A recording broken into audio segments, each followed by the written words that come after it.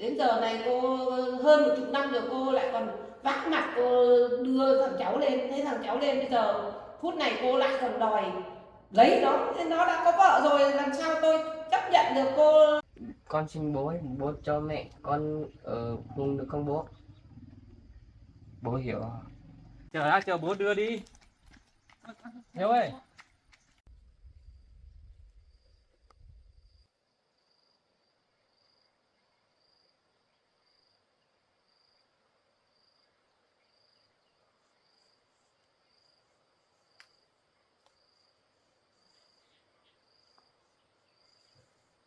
Vâng anh Hướng à? Hôm nay anh có đi làm không? Anh có à? Vâng, em có chuyện này muốn nói với anh thì hôm nay anh đi làm xong là tí nữa anh qua nhà em xong mang cả quần áo ở đây ở luôn anh ạ. Vâng vâng, có chuyện vợ chồng mình cùng nhau giải quyết. Bây giờ em hôm nay ngày chợ em đi ra chợ đi bán xem có hoa quả gì không, em đi lấy hoa quả của họ bán tí, không ở nhà em thấy đau đầu quá. Dạ, vâng vâng, tí nữa anh về trước thì anh cứ mở anh khách có chìa khóa anh cứ mở cổng vào nhà xong là ở nhà chờ em nhé. Vâng vâng, thức ăn thì cơm các thứ là em nấu hết rồi, tí về chỉ hâm nóng ăn thôi anh ạ. Vâng ạ, vâng, thế nhanh nhé. Vâng vâng vâng.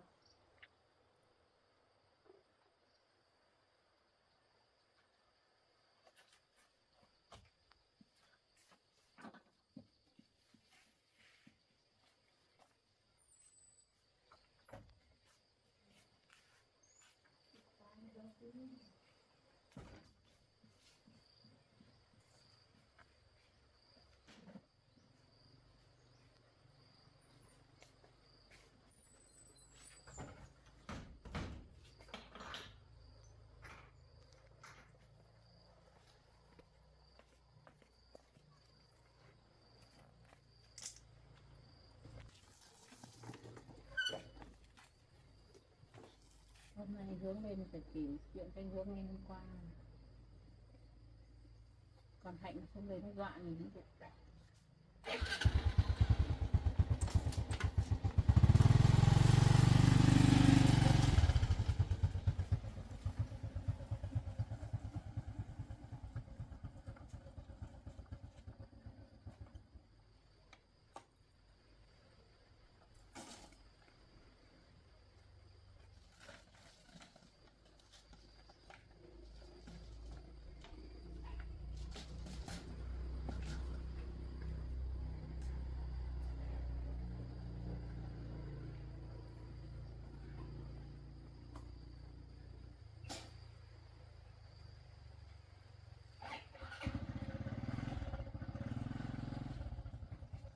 Bây giờ cũng được khách rồi. Bác thì đi hộ nhà bác hàng xóm làm nhà, vì con ở đây giúp mẹ dọn cái này xong rồi con ở nhà hàng một tí nhá. Cứ mà đi đâu nhá, xong rồi mẹ đi xuống dưới kia có một tí việc.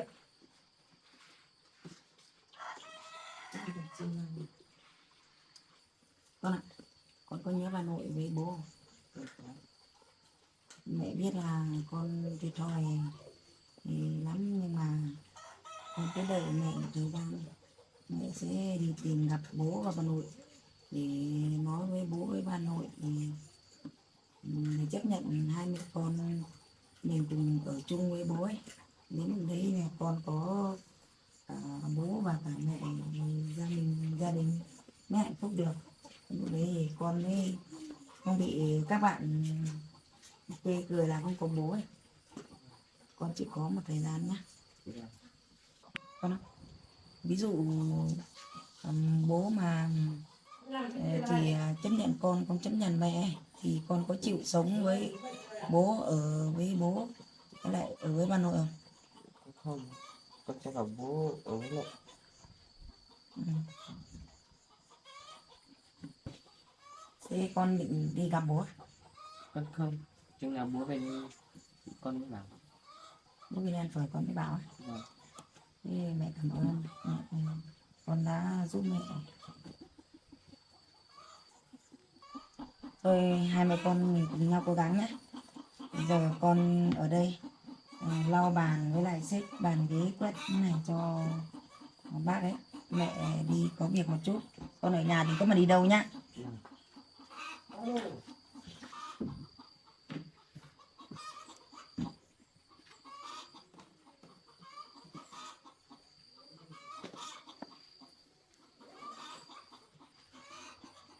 Con ơi, con nhớ ở nhà thì có mà đi đâu nhá.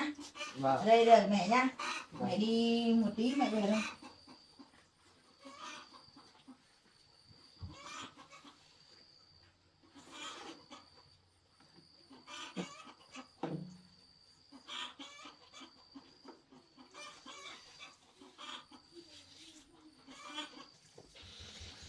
Không biết mẹ đâu, chắc mẹ đi xa. Mình quyết tâm tí mình sẽ đi gặp bố.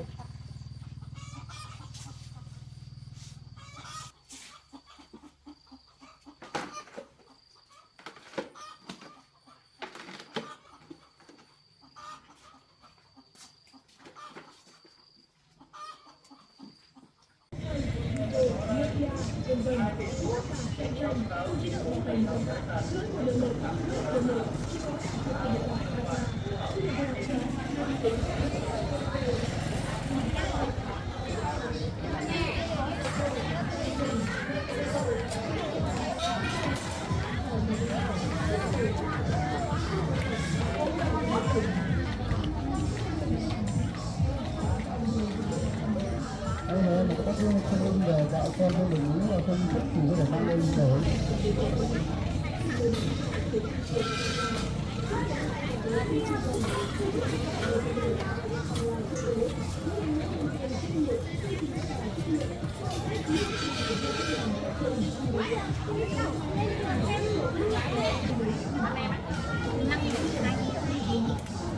Đi bán hàng đi đã.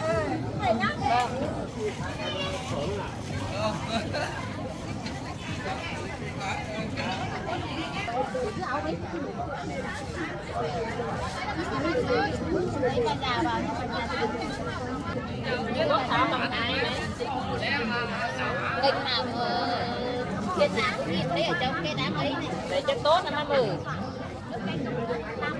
thấy ở trong đám quay này chị con em ấy bóc giữa xem cho làm cái tên cho đấy em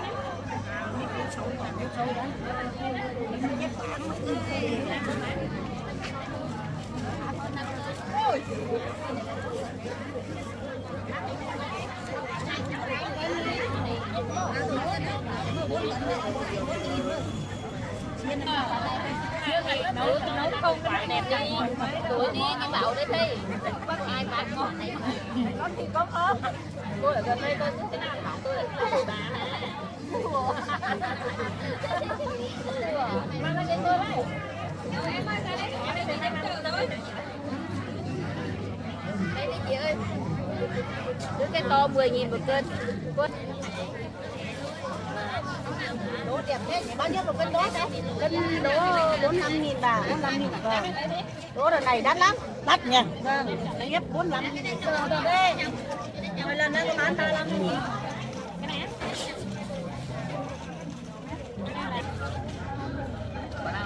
cái này không phải thối đâu chín hoặc là nó cho vào đè nhau nó dập cái loại này Đồ bốc tách này bán 3 tiền cân hả chị em? đỏ là 45 này đủ đắt lắm. Em còn này bán trả tiền cái gì thì bán này. Cái con này có ai đây cả tí à?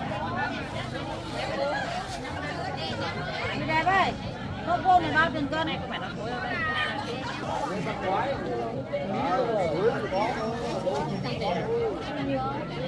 Em nó để em bé không? Phải em không? Cá sông thì nó cá sông thì con Bà Thảo nè, con trai con trai. con trai này, có là con nghĩ này. Ui đã đẻ rồi. Ôi làm đỏ là ngon đấy. Lấy đủ 20 bán đi em chị này. Ôi, đâu đâu.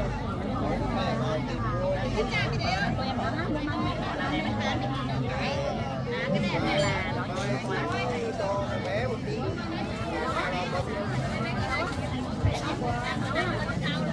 Đấy mà sống này về mình không uống đấy. Cô bán nhán à? Người có không thấy chưa? Chưa. Không thì mua măng sống với cái cô này này. Về mình luộc lấy nhiều không? Đâu ạ? Đây này, cái bà này chuyên lấy măng ăn như lấy sống mà. Đây, chị sợi đây này, cái cô sợi này. Cô có nhiều không? Hả? Cô có nhiều không? Không, mua thôi, tí nữa tôi bóc.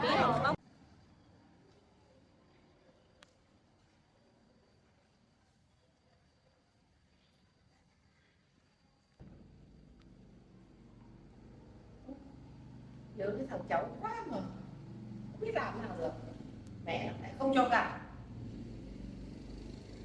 Và thằng Hướng thì thế Tuyết nó gọi vào trong này chắc là nó tha thứ cho rồi.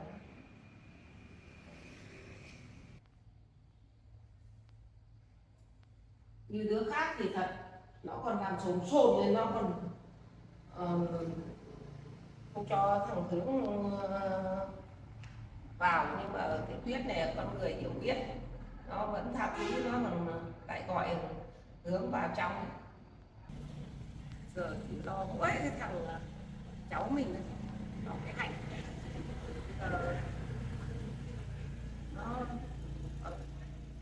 nó thằng cháu, nhưng mà nó lại cái Hạnh nó lại đòi ở với thằng con nhà mình. Thế rồi giờ chỉ còn mỗi cái không biết nó có cách gì không, thì chắc là nó gọi Hướng vào trong ấy. Nó bàn cách gì. Bây giờ chỉ có cái cầu mong cái Tuyết nó sáng ý ra một cái gì để cho mình có lối thoát, thì thấy thằng cháu về.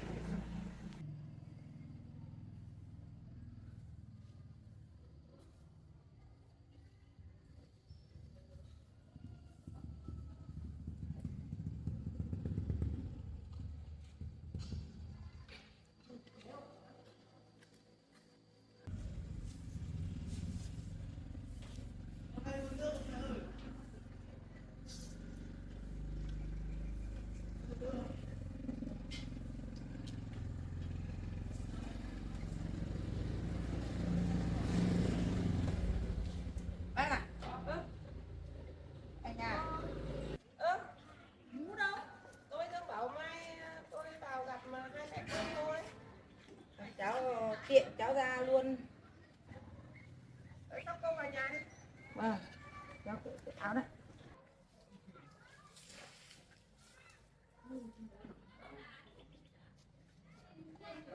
Ở nhà đi cô.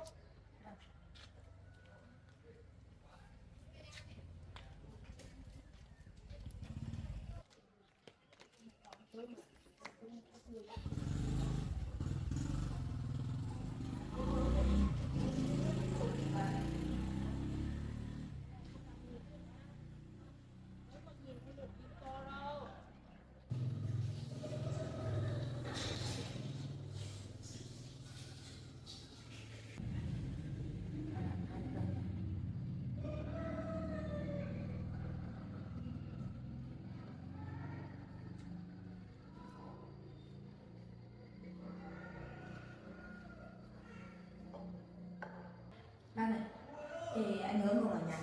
Anh ấy toàn đi vào trong cái nhà vợ của anh ấy rồi. Vợ nó sáng nay nó gọi vào trong rồi. Cháu Chị xin đưa lên. cháu xuống đây hỏi bác xem hôm nọ bác với anh Hướng vào gặp cháu ở trong kia chỗ trọ kia, xem bác với anh Hướng suy nghĩ kỹ chưa. Tôi suy nghĩ kỹ rồi, nên là hôm ấy hai mẹ con tôi vào để gặp thằng cháu với gặp cô để nói chuyện. Thế nhưng mà cô không cho tôi gặp. Thì bây giờ thằng Hướng cũng nói cho cô biết là thằng Hướng nó có vợ rồi. Thế cô cứ đòi là ở theo Hướng làm sao mà ở được, làm sao nó bỏ được vợ nó. Thế cháu cũng cho bác với lại anh Hướng thời gian suy nghĩ rồi, nhưng mà bác với lại anh Hướng thì cứ bảo là nhận mỗi con của cháu thôi, không nhận cháu. Thì nếu mà nhận mỗi con của cháu thôi thì cháu mai kia cháu sẽ đưa con của cháu đi một nơi thật xa để bác và anh Hướng không thì tìm hai mẹ con cháu nữa, không tìm thấy nữa. Cô nói cái gì ấy? Nãy cô nói cái gì? Cháu nói bảo là nếu bà bác với lại anh Hướng chỉ chấp nhận con của con thôi, không chấp nhận con ấy thì con sẽ đưa con của con và chúng con sẽ đi một nơi thật xa để bác và anh Hướng sẽ không tìm được một cháu nữa. Cô nói thế mà nói được à? Cô đã lấy cháu nó lên đây để cho tôi nhận con nhận cháu rồi, máu mủ ruột thịt nhà tôi rồi, bây giờ này cô lại còn bảo là cô đưa nó xa. Thế cô có thương thằng Hướng thì cô cũng không là đến nỗi cô bỏ hơn chục năm nay cô đi như thế. Đến giờ phút này là cô lại trở về cô cho nó nhận bố, thì nhận được bố rồi là cô lại bắt tội thằng cháu tôi đi khổ thế à? Để cho nó mất ăn mất học à? Sao à? Nó mất là cái tình thương yêu của bố nó. Cái dòng dõi của nhà tôi không cho cô mang đi đâu cả. Cô phải hiểu rõ những chuyện đấy. Bác còn trách cháu à? Mà trước đây là chính bác là người có lỗi. Bác chê cháu là ở xa, nhà thì ở thành phố nhưng mà nghèo. Chính bác là người ngăn cản không cho cháu với lại anh Hướng kết hôn. Bọn cháu chỉ ở với nhau như vợ chồng thôi, bác có công nhận bọn cháu đâu. Thế cô đương nhiên cô bảo cô về thăm bố thăm mẹ cô thì cô lấy cái xe đi, thì cô đem đi bán, xong là cô còn mất tâm mất tích luôn. Cô không thèm điện cho tôi, không thèm quay lên thăm, mà cô lại có thai với thằng con trai tôi mà cô còn không quay về để thăm để xem bố nó như thế nào. Đến giờ này cô hơn 10 năm rồi cô lại còn vác mặt cô đưa thằng cháu lên. Thế thằng cháu lên bây giờ phút này cô lại còn đòi lấy nó. Thế nó đã có vợ rồi, làm sao tôi chấp nhận được cô lấy thằng Hướng nhà tôi nữa. Tôi chỉ nhận cháu thôi chứ làm sao tôi chấp nhận cô được. Bác bác còn trách cháu á. Trước đây cháu bác là người cấm cháu đi về nhà thì bố mẹ cháu thì bị bệnh, cháu là con một, cháu thì bán xe của bác đi để chữa bệnh cho bố mẹ cháu rồi. Sau đó cháu mới phát hiện ra là cháu có thai với anh Hướng, mà cháu lại biết tính của bác là bác không bao giờ bỏ qua cho cháu, và cháu không dám liên lạc với bác, không dám liên lạc với anh Hướng. Cho đến tận bây giờ cháu một mình nuôi con, đến tận bây giờ cháu mới lên tìm bố để cho cháu có bố có mẹ giống như các bạn cùng trang lứa khác, để cháu không bị thiệt thòi, con của cháu không bị thiệt thòi. Bây giờ bác lại cấm không cho con của cháu ở với bố.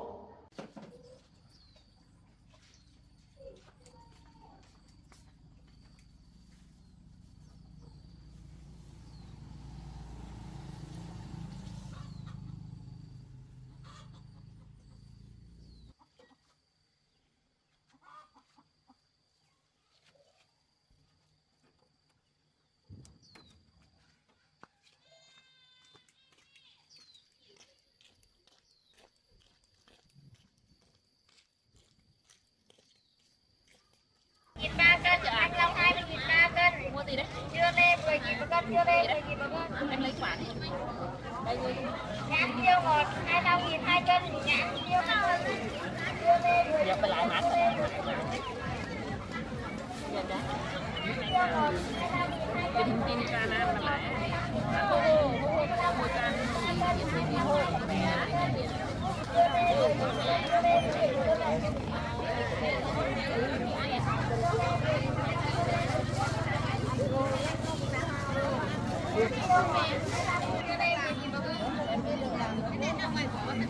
Nhãn tiêu ngọt 25.000 2 cân, nhãn tiêu ngọt 25.000 2 cân, thanh long 20.000 3 cân, thanh long 20.000 3 cân, chưa lên 10.000 cân, chưa lên 10.000 một cân. Nhãn tiêu ngọt 25.000 2 cân, nhãn tiêu ngọt 25.000 2 cân, thanh long 20.000 3 cân, thanh long 20.000 3 cân. Nhãn siêu ngọt 25.000 2 cân, nhãn siêu ngọt 25.000 2 cân, thanh long 20.000 3 cân, thanh long 20.000 3 cân. Dưa lê 10.000 một cân, dưa lê 10.000 một cân. Nhãn siêu ngọt 20.000 3 cân. Dưa lê 10.000 một cân, dưa lê 10.000 Một cái túi nó không nhẹ đây, hai cái túi. nhãn siêu ngọt 25.000 2 cân,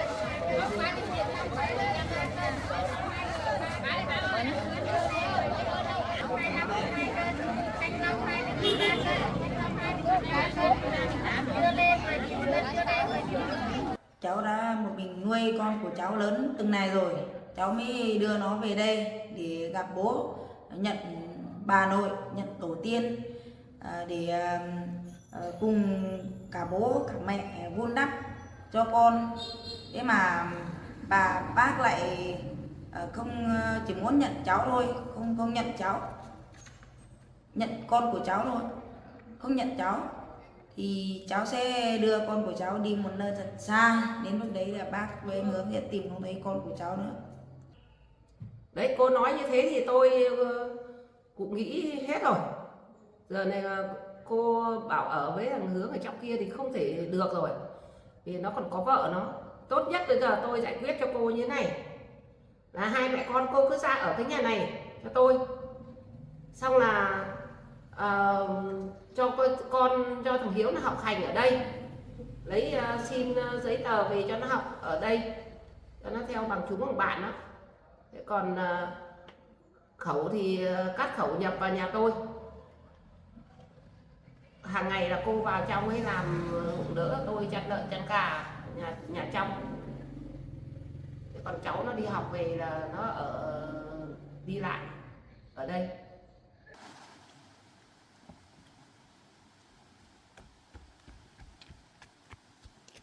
Rồi, bác nói như thế thì cháu đồng ý hai mẹ con cháu ở đây, nhưng với điều kiện là bác phải bảo anh Hướng về ở cùng hai mẹ con cháu thì cháu mới chịu ở đây, để gắn kết tình cảm của bố con chứ. Xa cách lâu thế này, không, con của cháu cũng đã lớn này rồi thì không ở chung với bố, mai kia tình cảm rạn nứt, không có tình cảm bố con gì cả. Cháu thấy thương con thì cháu mới làm mọi cách để cháu tìm bố và cho hai bố con ở chung.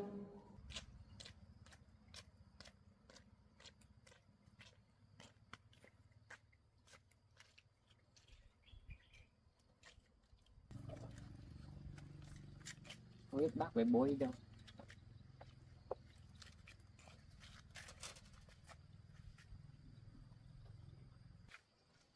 Chắc bố đi làm rồi. Thì mình đến đây rồi, chắc mình ở đây đợi bố về.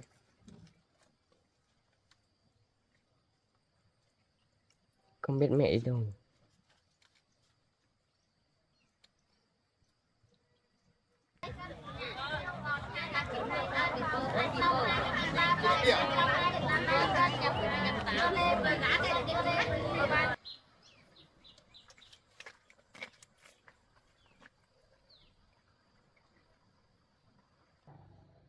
Tôi đã giải quyết cho cô như thế rồi mà cô vẫn còn đòi hỏi.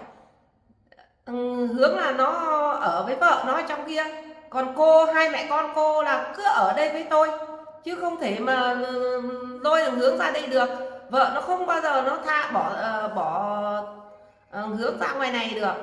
Nó không, vợ chồng nó gắn kết với nhau, không bao giờ vợ nó cho ra.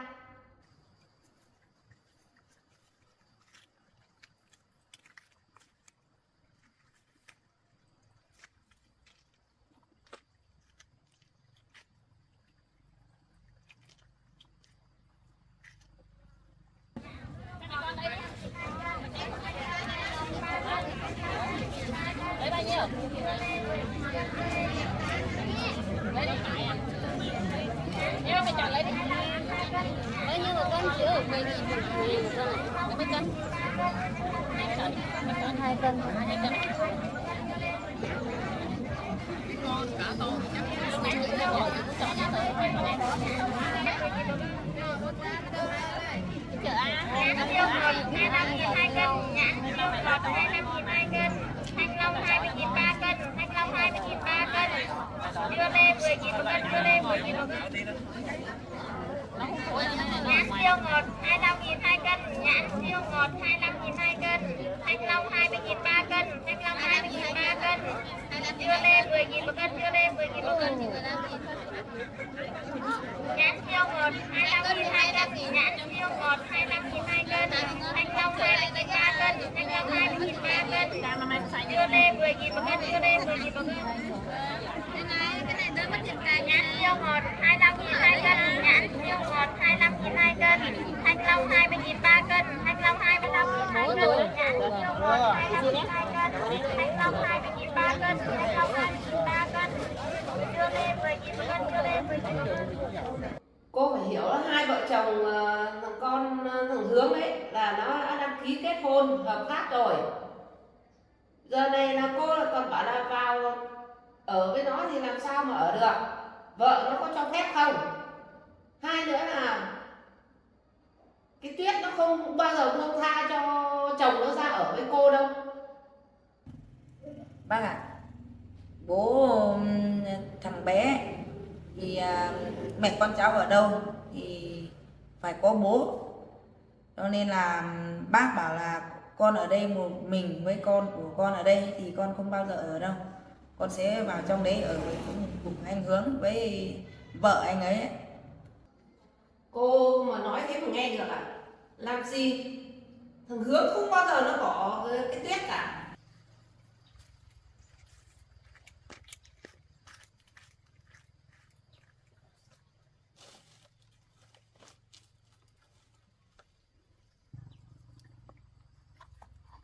Bây giờ phải nói chuyện với bố, không thấy mẹ đi đi về về. Tôi thương mẹ.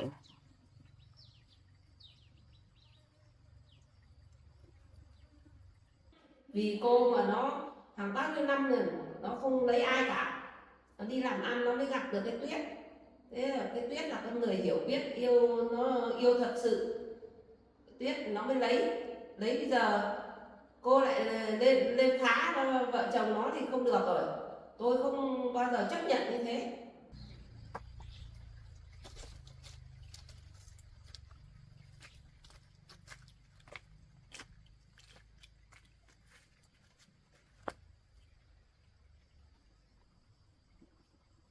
Bố đi làm lâu thật đấy, đợi mãi không thấy bác với bố về.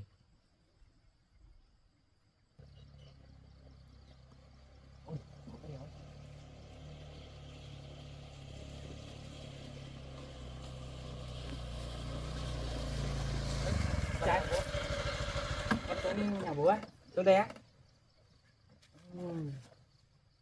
Được quá.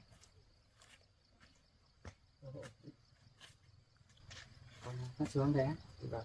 Mẹ con đâu? Mẹ đi đâu rồi? Mẹ đi đâu không biết à? Không, mẹ không nói. Thế sao con khác tự về đấy?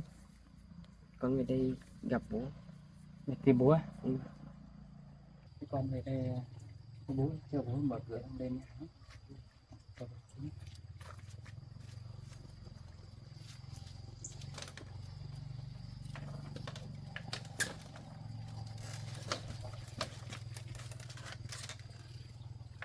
Con lên nhặt trước đi. Đi xem.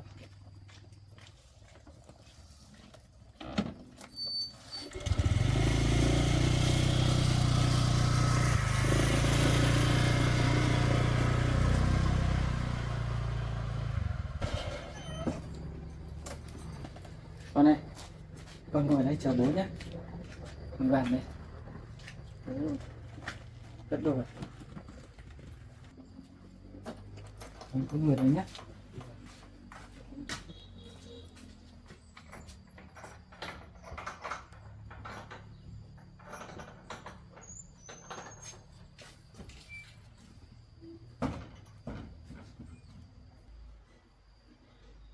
Đi cầm bố vui chơi.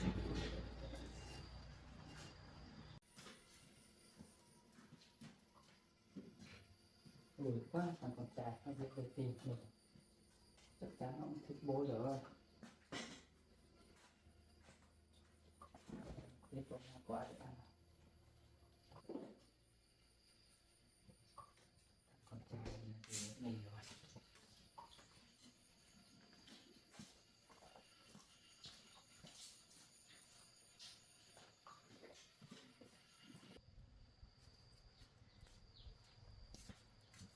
Con khác đi bổ ra á. Dạ vâng. Thì không sao, ngâm mẹ thôi.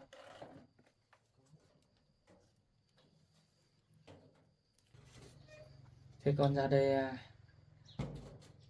không nói cho mẹ con biết à? Không. Thế mẹ con đi đâu con có biết không? Mẹ bảo ra ngoài không biết được. Bà ra ngoài. Vâng. Đây con uống nước đi. Con uống nước đi. Dạ. Uống nước. Nước. Thế bây giờ bố hỏi con này nhé.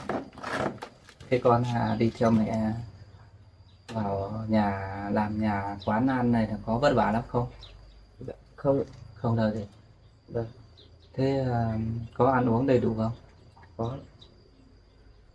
Thế tốt rồi. Ồ, thôi con quá.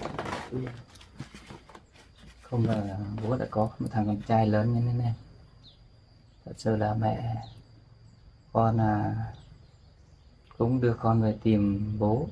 Bố cũng rất là vui rồi. Con ạ, bây giờ bố nói với con thế này là bố cũng không ngờ là bố có thằng con trai lớn như thế.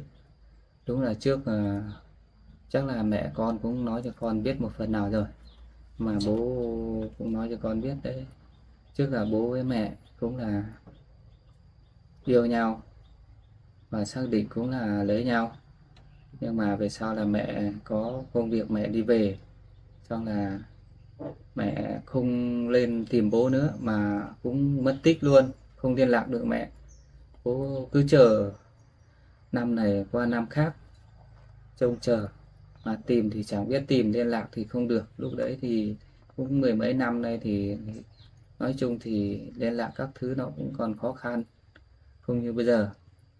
Nên là bố mới thất lạc con đến bây giờ. Không ngờ là mẹ cũng mang con là dòng máu của bố, nên là bây giờ là mẹ cũng cho con về tìm thấy bố như này, là thôi từ giờ trở đi mình sẽ là bố con mãi mãi nhé, ở cùng nhau nhé. Có thương bố không, thích bố không? Có. Thế thì từ lúc con lớn lên là thế mẹ nói là con đi đâu không thấy không có bố à? Bạn bè có trêu con không? Có đùa không? Có. Đấy, bây giờ con biết chưa? Không có bố là đi đâu bạn bè người ta cứ trêu, cứ nói chọc nọ kia đấy. Cho nên là con biết là ví dụ là thiếu cha, con sinh ra mà thiếu bố, có mẹ mà không có bố thì cũng không biết trả lời với các bạn như thế nào. Thế là từ giờ trở đi là con tìm thấy bố rồi thì con cứ yên tâm nhé. Vâng. Với lại thôi các cái từ từ dần dần các bố con người khác giải quyết được thôi, nên mà con cũng đừng suy nghĩ nhiều. Vâng, cứ ngoan ngoãn đi nhé. Vâng. Đấy, xong là cũng bố gọt quà cho con ăn. Vâng, thế giờ tí con ở đây này, nhưng mà đi mẹ không biết này thì sợ mẹ tí mẹ về mẹ tìm, không tí bố làm cơm ở đây con ăn. Đây là có bố là có hai nhà, còn một nhà hôm nọ con về nhà dưới đấy, đấy là nhà chính của bố, còn đây là nhà nói ra thì con cũng biết rồi, đây là nọ con với mẹ về gặp bố với cô Tuyết đấy ở dưới đường ấy, hôm bố đi chợ về đấy, đấy là vợ của bố. Tí nữa là cô Tuyết về đấy thì con gọi bằng bác cũng được, cô cũng được, nhưng mà thôi cứ gọi bằng bác đi nhá. Con ăn quả đi. Đấy, bây giờ là đây là nhà của cô Tuyết, nhưng mà là con gọi bằng bác cũng được. Từ hôm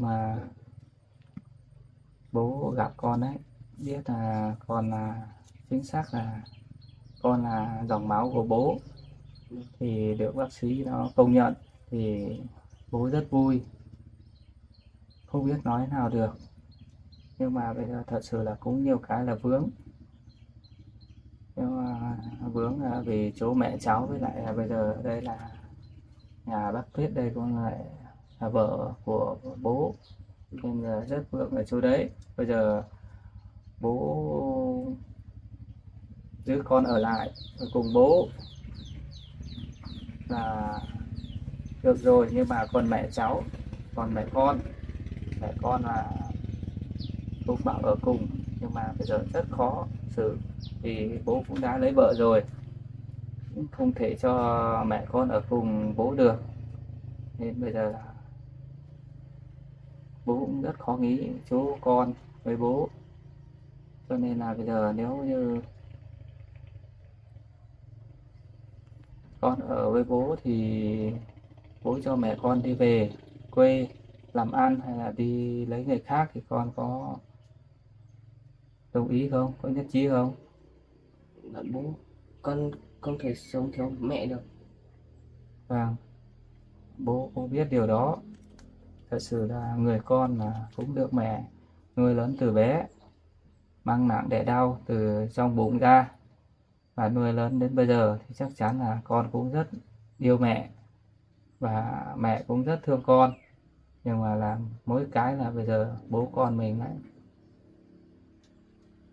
từ đầu ấy thì không được nuôi nấng con từ nhỏ, là xa Việt từ mười mấy năm nay, cho nên là bố với mẹ thì cũng không có tình cảm nữa, bố đi lấy người khác rồi, cho nên là thật sự bây giờ bố rất đau lòng vì con. Bố cũng khó nghĩ lắm, từ hôm gặp con ấy là vui chỉ được gặp con thôi, mà nghĩ rất buồn là cái là con mẹ con và với lại vợ của bố bây giờ nữa.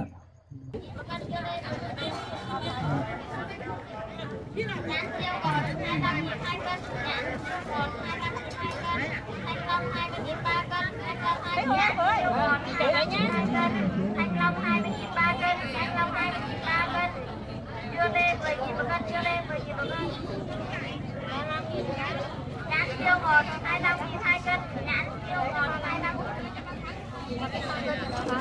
Nhãn siêu ngọt 25.000 2 cân, nhãn siêu ngọt 25.000 2 cân, thanh long 20.000 3 cân, thanh long 20.000 3 cân, dưa lê 10.000 một cân, dưa lê 10.000 một cân. Cái thằng này 4.000.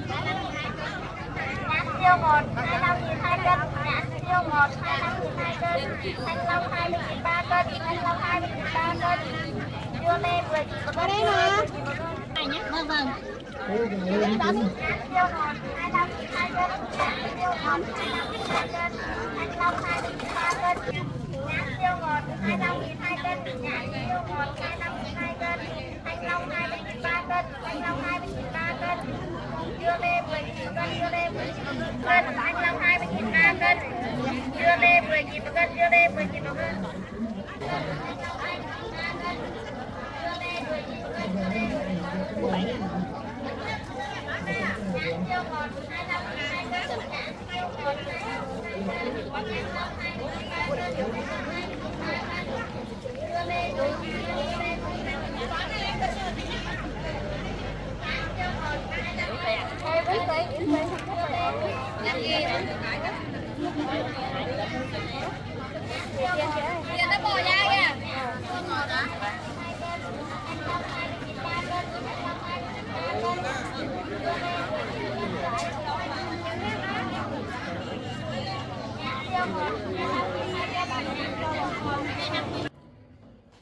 Bác nói thế mà đừng nghe được à?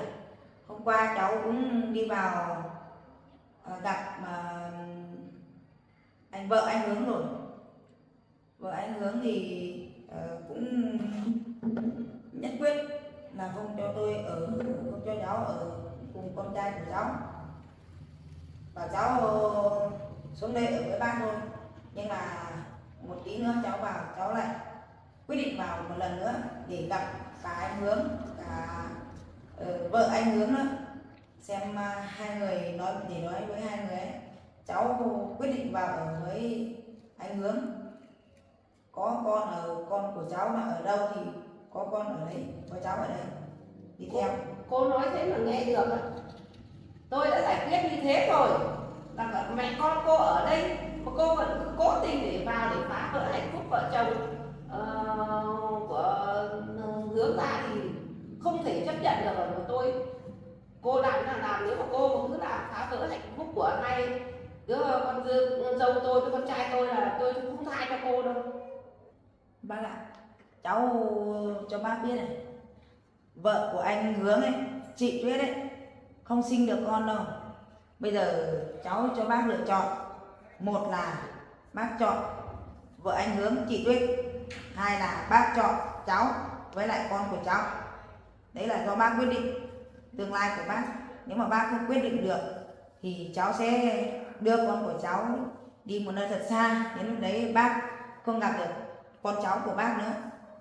Cháu không nói nhiều nữa, cháu cũng chỉ đến đây nói với bác thế thôi. Cô nói cái gì? Cô bảo đưa cháu tôi đi đâu? Đi xa tận đâu? Cô đã nói thế rồi, tôi đã giải quyết cho cô, hai mẹ con cô ở đây rồi.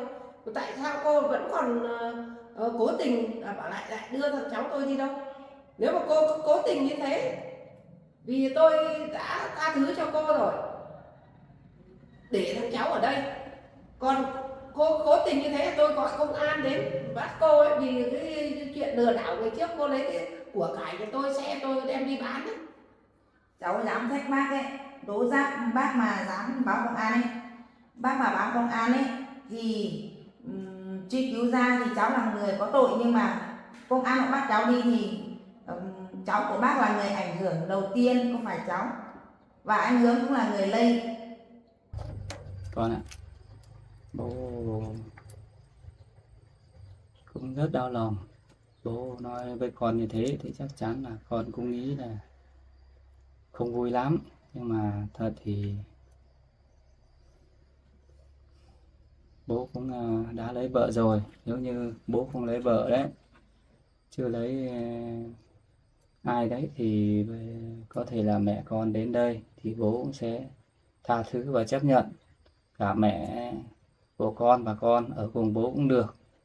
Nhưng mà bây giờ bố cũng đã có gia đình rồi thì bố không thể bỏ vợ của bố được. Nên là bây giờ bố chỉ chấp nhận là con ở cùng bố thôi. Còn mẹ của con thì thôi, chắc là mẹ con cũng thông cảm cho, hay là cho mẹ con đi lấy chồng khác cũng được con nhỉ. Có thể là con ở với bố nhé. Hôm nay con đến đây con bảo với bố là bố quay lại với mẹ. Con thấy mẹ khổ lắm. Con xin bố đừng bỏ mẹ con được không bố? Bố biết rồi, nhưng mà là chuyện này khó nghĩ lắm con ạ. Bố rất khó nghĩ luôn. Con xin bố cho mẹ con ở cùng được không bố? Bố hiểu tâm lý của con rồi. Con bây giờ con lớn rồi, con cũng rất là giỏi, rất hiểu. Bác nghĩ đi, cháu đã một mình nuôi dòng máu của nhà bác đến tận giờ phút này cũng đã được 13 năm và con của cháu cũng đã lớn. Như vậy về bác quý tài sản của bác hơn hay là bác quý cháu của bác hơn thì bác cứ việc đi mà báo công an. Đấy cháu chẳng cần, cháu cũng quan tâm luôn. Thì tôi đã tha thứ cho cô rồi. Cô đưa cháu tôi lên đây là tôi quý rồi. Tôi chấp nhận cháu tôi rồi. Tôi đã tha thứ cho cô, nhưng tôi không truy cứu những cái chuyện ngày trước cô làm nữa. Bây giờ là tôi chỉ có yêu cầu là để đứa cháu đây cho tôi, để tôi nuôi cho nó ăn học, cho nó gần bố nó. Nhưng mà cô cứ quyết định là tại cô có gây khó cho tôi thôi, thì cô cứ quyết định là ở với thằng Hướng thôi. Thế thằng Hướng là nó có vợ rồi, làm sao mà tôi cho phép được cho nó. Tôi đã bảo là tôi không nhất trí cô ở với Hướng, vợ nó tôi không cho nó bỏ. Vì cái Tuyết là con người hiểu biết, ham hiểu. Còn con hay không có con thì lúc ấy tôi đã nói với chúng tôi, đã nói là tôi đã tính xong. Còn bây giờ là thằng cháu của tôi là tôi quyết định là tôi lấy thằng cháu của tôi về. Bác với anh Hướng là người ích kỷ. Bác nỡ lòng nào chia cắt hai mẹ con cháu ra. Thế bây giờ bác đặt địa vị của bác như cháu xem. Bác nỡ chia anh Hướng xem. Sao cô lại nói như thế được nhỉ? Chị cô rồi đấy. Bây giờ cháu giả sử nhá, có một người khác về bảo bác bỏ con của bác đi, bác có chịu không? Thế thì tôi thua cô đấy. Thế giờ này cô muốn gì nào? Cháu chỉ muốn là cháu với con của cháu sống với anh Hướng thôi, như một gia đình hạnh phúc bình thường khác thôi, có bố có mẹ thôi, cháu không muốn gì cả. Thôi, thế thì cô về đi. Để tôi tối nay tôi suy nghĩ đã. Xong tôi vào bàn với vợ chồng nó xem sao. Còn giờ cô về đi. Ông không quên bác bảo anh Hướng mổ vợ đâu. Cháu nói với bác này, bác nói với anh Hướng ấy, nếu mà anh Hướng lấy được 2 vợ ấy, nuôi được 2 vợ ấy, thì anh Hướng suy nghĩ xem có lấy được không. Nếu mà không lấy được thì cháu sẽ một mình cháu tự nuôi con và cháu đưa con đi. Đến lúc đấy bác máu mủ ruột thịt của bác, cháu của bác không có. Bác ạ, cháu về hôm nay cháu về đến đây không phải là vì bản thân của cháu đâu, mà là vì tương lai của cháu của bác ấy. Nếu mà bác, cháu cũng nói điều kiện của cháu cho bác nghe rồi. Nếu mà cháu, hai mẹ con của cháu ở đây thì bắt buộc anh Hướng phải về đây ở cùng với cháu. Nếu không thì cháu sẽ, hoặc là cháu đưa con của cháu đi ở cùng với anh Hướng ở trong kia, hoặc là cháu đưa con của cháu đi một nơi thật xa. Để bác suy nghĩ đi. Thôi cô cứ Cháu về đi. về. Về đi, xong là để tôi suy nghĩ đã. Cô làm rắc rối cho tôi nhiều vấn đề lắm rồi. Cháu về bác suy nghĩ nhá. Thôi cô cứ đi. Tôi để tôi suy nghĩ đã.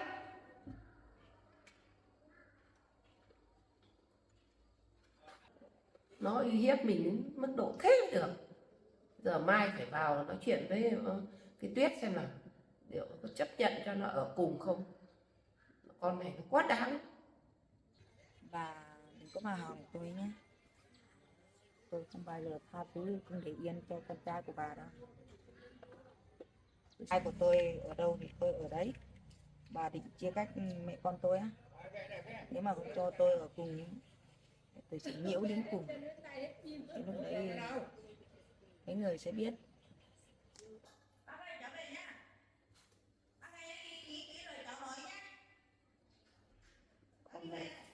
Con này nó ra phết đấy. Lừa đe dọa đúng kiểu. Cứ lấy cái thằng con ra để lấy thằng cháu ra để nó uy hiếp mình. Đợt đấy mình biết thế để cho chúng nó lấy nhau. Giờ nó làm giả dối cho mình quá. Thế mà giờ mà bảo cho nó ở cùng thì đâm ra Hướng nhà mình 2 vợ. Mà làm sao vợ nó chấp nhận cho cái con này ở với chứ, cái con Hồng Hạnh này ở với. Thế nhầm to. Biết hồi đấy cho chúng nó lấy nhau, giờ nào cái này không xảy ra chuyện này. Thế chắc là cái duyên cái số bây giờ nó lại quay lại thì nó đòi lấy nhau, khó xử. Thế rồi bây giờ nó may là nó không bỏ cái thằng con cháu của mình. Giờ nó nuôi được hơn chục năm rồi, nó trở về nó nhận bố nhận bà, nên là may lắm rồi. Còn đấy cái Tuyết thì Tuyết lại không có con nữa. Bây giờ là quá may rồi, đã có thằng cháu đích tôn của mình rồi. Mình làm thế nào làm rồi, không thể bỏ thằng cháu mình được, phải quyết lấy thằng cháu mình ở với mình. Còn muốn bố lấy mẹ cơ. Bố hiểu rồi. Bố cho mẹ con được cùng được không bố? Dạ, cái này từ từ bố tính nhé. Con biết là con buồn rồi. Con muốn bố với mẹ ở cùng nhau và con nữa. Nhưng mà là việc này thì từ từ bố sẽ giải quyết khác được.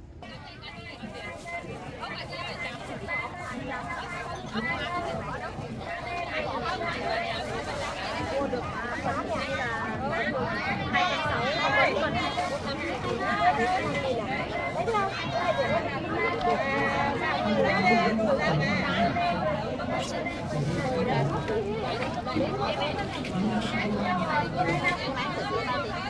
Chị hết 50.000 chẳng.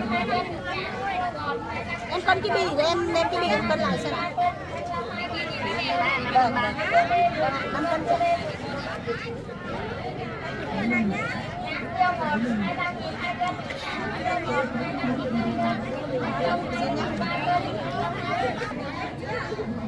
Nhãn siêu ngọt 25.000 2 cân, nhãn siêu ngọt 25.000 2 cân. Ôi thôi về đấy, 2 giờ lại về chị. Thanh long 2.000 3 cân. Dưa lê 10.000 cân, dưa lê 10.000 cân. Chuyến sau lại đi chợ nhá. Nhãn siêu ngọt 25.000 2 cân, nhãn siêu ngọt 25.000 2 cân. Thanh long 20.000 3 cân, thanh long 20.000 3 cân. Dưa lê 10.000 một cân, dưa lê 10.000 một cân. Thanh long 20.000 3 cân, thanh long 20.000 3 cân.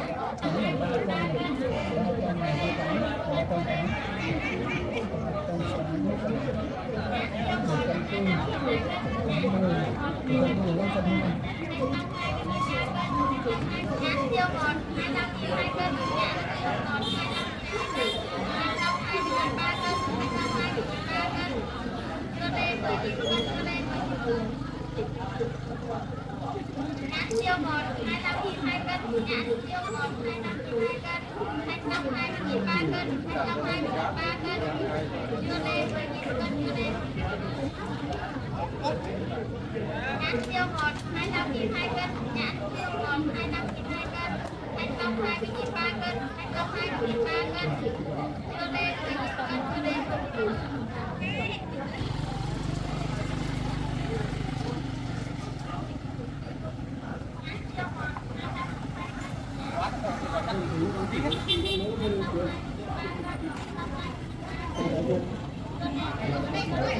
Thôi con đừng khóc nữa, con không lớn rồi.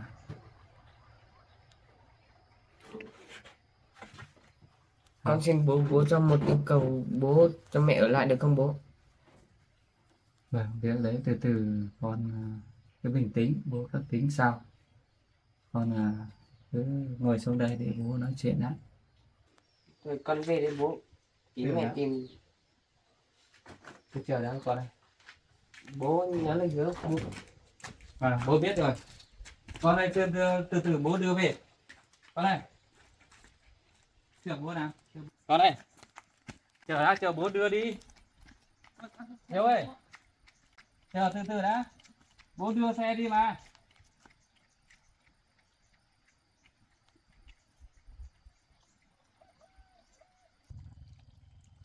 Nhìn trường không còn quá. Thôi mình về nhà lấy xe đưa nó đi mới được. Không cho nó đi bộ thì nắng lắm.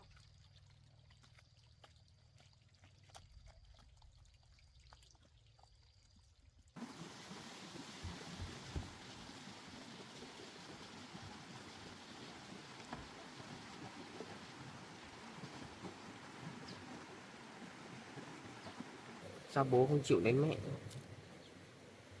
Mình phải bảo bố lấy mẹ mới được, không mình không sống được đâu.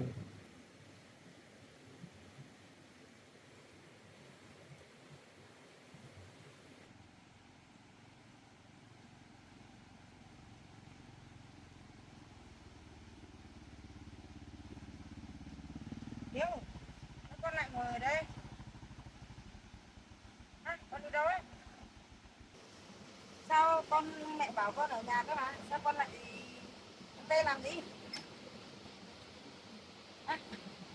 Con đi gặp bố, bố có ở nhà không?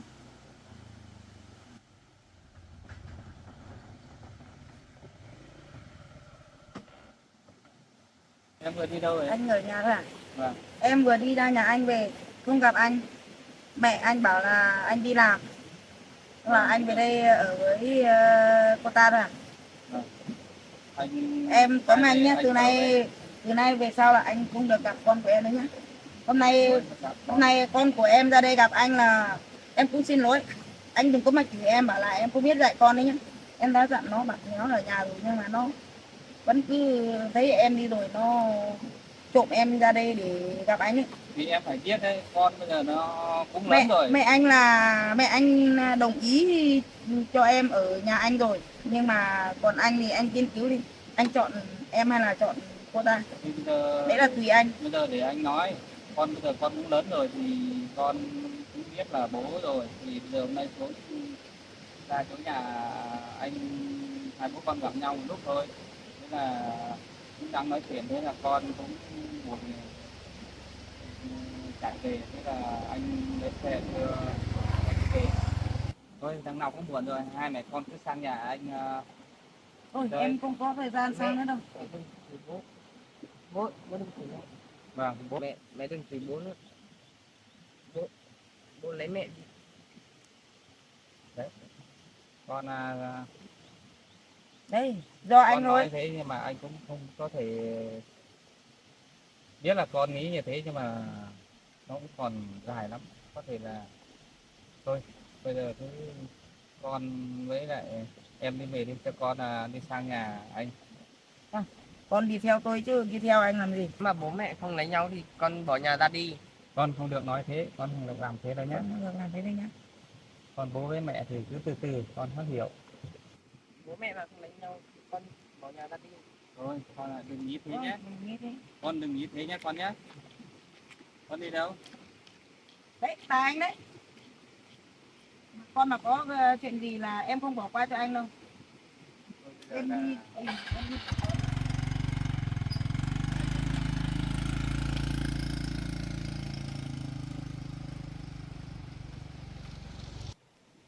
Hiếu ơi Hiếu, đi sang nhà bố đi. Hiếu ơi, mai là xuống nhà bố nhá.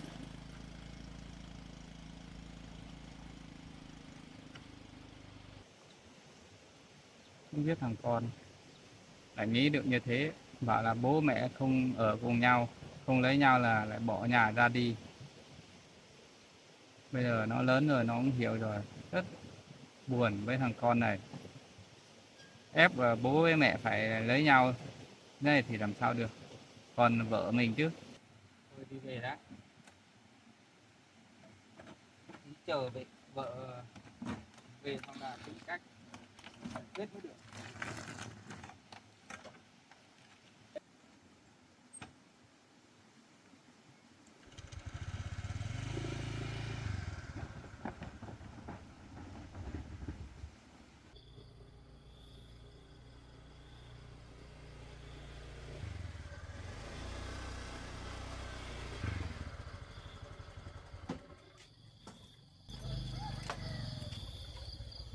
Buồn hết thằng con trai, hôm nay nó xuống tìm bố mà nói chuyện với con,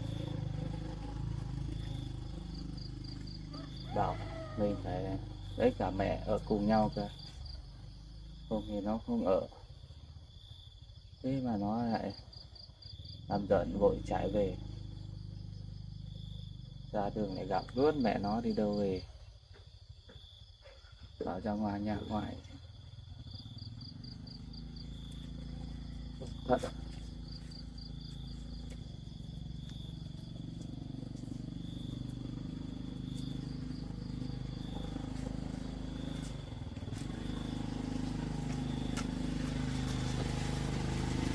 Lên đâu chưa anh?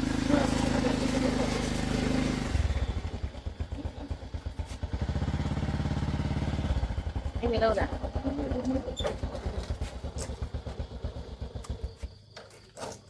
Em đi chợ xong là Đi trở về.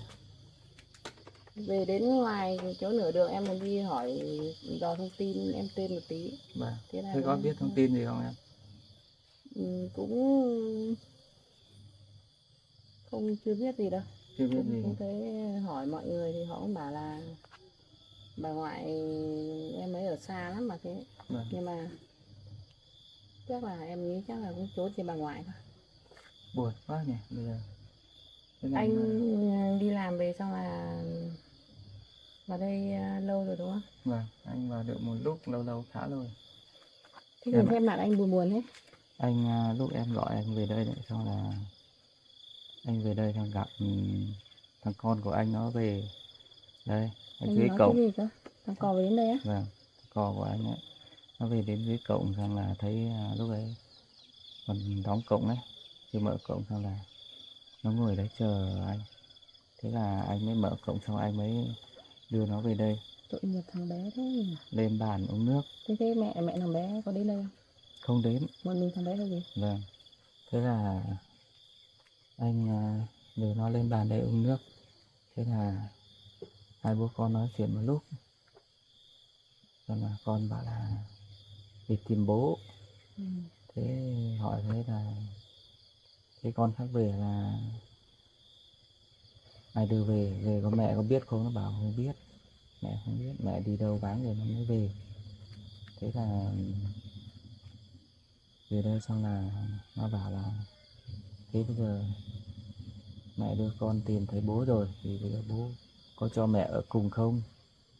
Con nó hỏi câu đấy à? Vâng.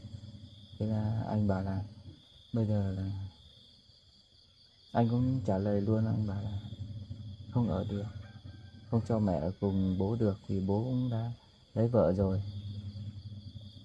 Thế là nó bảo là con anh nó bảo là nếu không cho mẹ ở cùng thì nó không ở đây nữa, hôm nào là chắc là con phải trốn thật xa không cho bố nhìn thấy. Nói một lúc xong là nó chạy về xong anh lấy xe đi theo sau, xong là anh định đưa nó lên chỗ quán trọ ấy. Thế là thấy nó ngồi ở đường, vừa gặp ở đường à đâu ra đường thì còn nó gặp mẹ ở đường. Thế à? Mẹ cậu bé lại Vâng. đi đâu về? Thế lại xong anh hỏi bà là xuống nhà anh, nhà ngoài gặp mẹ anh, bảo thế. À, Vâng. thế là chị Hạnh ra ngoài kia gặp mẹ anh à? Vâng. Thôi anh à, anh bây giờ anh cứ bình tĩnh nha. Vâng, bây giờ anh cũng không biết nghĩ nào, anh buồn lắm.